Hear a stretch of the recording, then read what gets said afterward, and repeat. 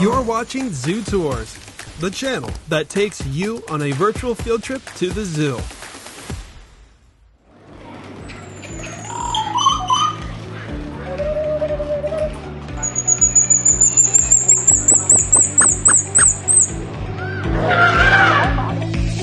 Hello again everyone, and welcome to the latest addition to a new series where I break down and review a zoo section by section, maybe give a few tips on how you can make your visit a little better, and share my criticisms that really in the end shouldn't matter to you. Today's feature goes to one of my favorites, the Houston Zoo. It's been making a name for itself since 1922, represented by a whopping 6,000 animals from 600 species. Mostly focusing on the rainforests and aquatics of South America, forests of Africa, giants of Asia, and local wildlife.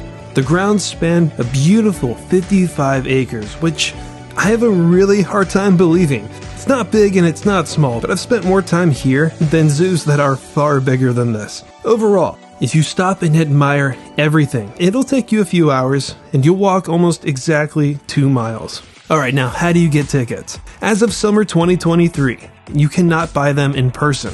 It's an online process only.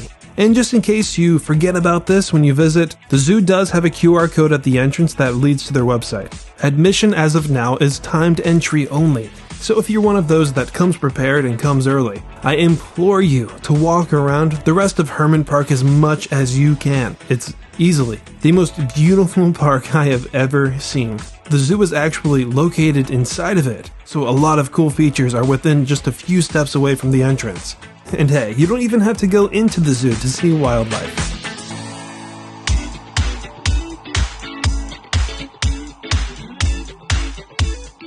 When it comes to zoo visits, there's nothing better than being the first one in there. When I came here in 2019, my day started with the Kip Aquarium. It was small, but still somehow made room for 2,000 individual animals. I couldn't find when it opened, but even I felt like it was showing its age, and it closed soon after my visit. Zoo aquariums to me are considered a delicacy, so I was a little disappointed to hear about it, but all was forgiven when its closure made way for the Galapagos Islands. The zoo's newest project takes you to a realm that no other zoo in America currently represents. The scenery is not only gorgeous and worthy of any awards that I imagine it will receive, but I'm really glad that they stuck with the mostly aquatic theme, and the conservation messages nearly brought a tear to my eye. Critics point out though that most of its major animals aren't even from the Galapagos, and they're just representations of their island cousins. I do roll my eyes every time a zoo does this, but at least this zoo does make sure you know a lot of these animals are not from the Galapagos. And honestly, the exhibit is just that good that it made me forget all about this non-issue. I mean, it's pretty hard to even think about the substitutions when you have sea lions flying over your head.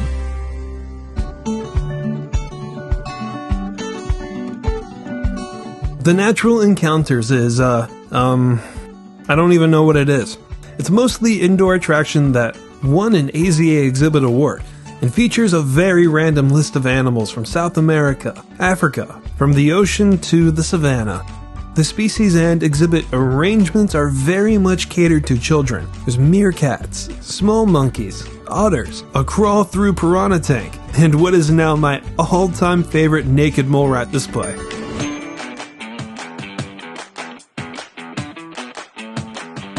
The Encounters exit doors puts you on a straight shot towards the McNair Asian elephant habitat. Before the recent projects that opened over the last decade, all of the focus went towards giving their elephants better lives. The complex sits on nearly 2.5 acres, with a larger space dedicated to a family herd, and one of America's few bachelor herds in their own space. And in between them, you can even look inside their indoor quarters. After multiple expansions, the extra space allowed Houston to have a very successful breeding program. So from this point on, I imagine you will always see a baby, or at least a giant toddler.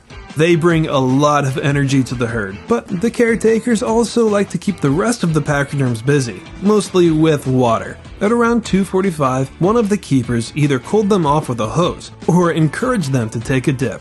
So what I'm trying to say is, you might have more fun here than you would at any other elephant exhibit, probably in the world.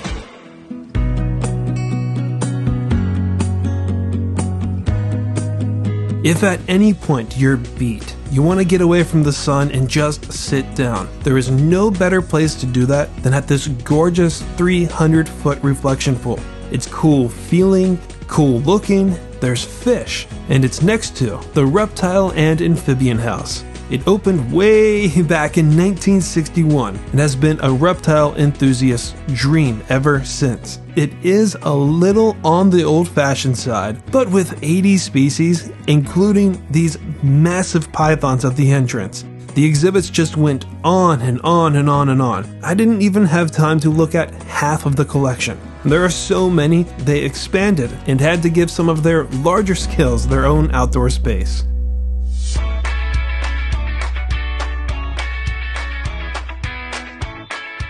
If you do follow this plan, your next stop will be the Wortham World of Primates, a circular series of mostly simple enclosures for lemurs, small monkeys, large monkeys, and a couple of apes.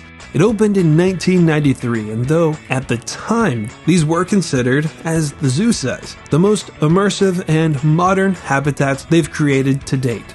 Now, as time has passed, it is now almost the exact opposite of that statement. The recent orangutan renovation was a nice upgrade, and it encourages the red apes to climb some more. And of course, all of the other primates are fun to be around, and the boardwalk brings you to their elevated level. But I imagine this will get a reimagination pretty soon.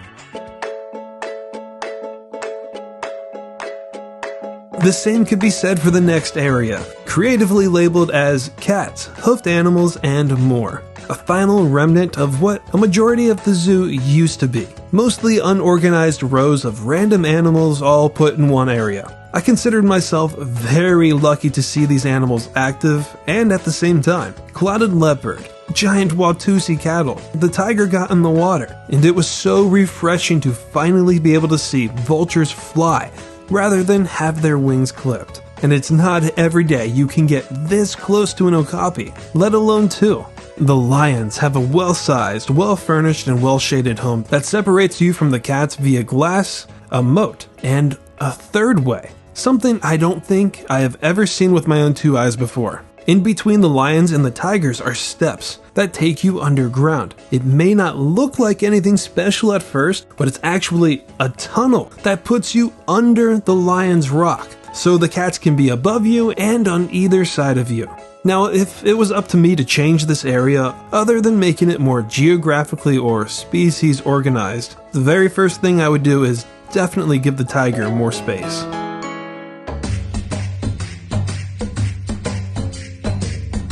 A lot of people will agree. The African forest is what started it all. The beginning of the zoo's campaign to be one of the best parks in America. So far, it's still the only area in the zoo that successfully convinces you you're no longer in Houston, with its immersive and massive gorilla exhibit, which the zoo claims is the largest of its kind in America at 2 acres. In reality, Disney, Detroit, Bronx, and Atlanta have it beat. But those other zoos can't say they mix their gorillas with red river hogs. The African Ape Center offers an even closer encounter with the gorillas and chimpanzees, who also have a very impressive display of their very own. Despite all of that space, they're always at the glass, and if you're lucky, they'll grab a stick and grab a bite using the see-through termite mound, showing off their intelligence with their ability to use tools. The African forest concludes with white rhinos and giraffes, so not forest creatures, but they're still very much welcome in this area. You can also get close to the giraffes in a couple of ways. You can pay a couple of bucks to feed them, or if it's hot or cold enough, maybe you'll catch them by the glass in their indoor barn.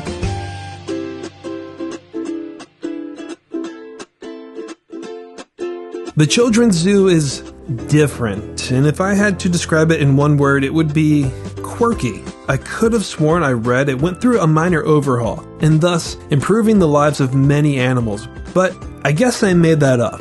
At least it still has more to offer than just a petting zoo. You and your kids can slide right next to the river otters, get really close to pelicans, and explore an underground burrow just like a mongoose would. The corner features an immersive desert cavern experience, lined with small, subtle terrariums that are close to the ground.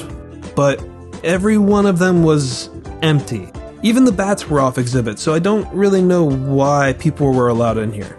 Oh well, at least I was still left with the lasting effects of this death stare from an owl. The children's zoo goes hand in hand with the bug house. I don't care if you don't like them, there are not enough insectariums in the world. Since it's just one very small room, you won't be in here for long, but this is your opportunity to appreciate at least 30 invertebrates. If you go as a group, and some of you love bugs and some of you don't, the zoo prepared for that. If you must wait outside, you don't just have to stand there. The bug house is connected to an all-indoor red panda enclosure. No, I'm not kidding. I thought it was a joke when I saw the sign, but yeah, just outside the bug house there are in fact red pandas.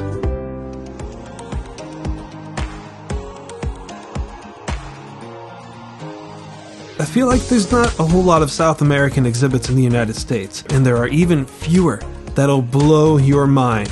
The lush vegetation, flowing waterways, and intricate network of habitats create an authentic and engaging environment for both you and its residents.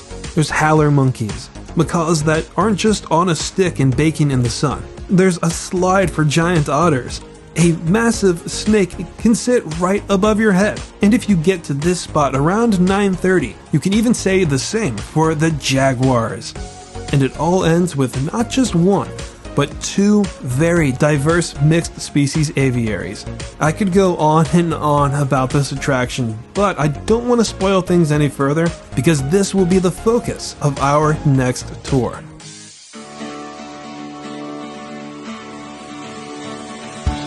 And that brings us to last but definitely not least, Texas wetlands. We've talked about before how local wildlife attractions and zoos are either overlooked or they're just not interesting at all. Good thing Texas has some amazing animals.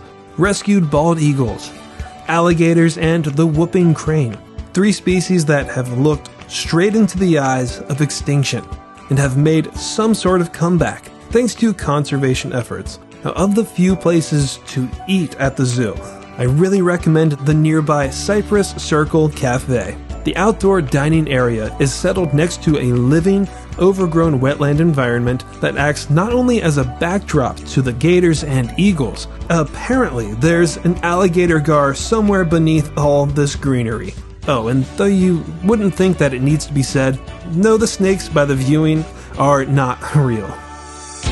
And that, bulls and cows, will put an end to another zoo breakdown. If you look at their old maps, by that I mean back in 2009, the Houston Zoo used to be one giant, mostly outdated, unorganized mess that I don't believe deserved the attendance it received. Only 14 years later, I think it's safe to say this is easily a top 10 zoo in the country. This is usually the part where I'd give my criticisms, and believe me, I think it still deserved to some degree, but after pulling off 7 successful major projects in a decade and a half, with an 8th on the way, I'm going to keep my beak shut for now and trust that the zoo will continue to improve one step at a time. With that, please stay tuned, stay wild, and thank you for watching Zoo Tours.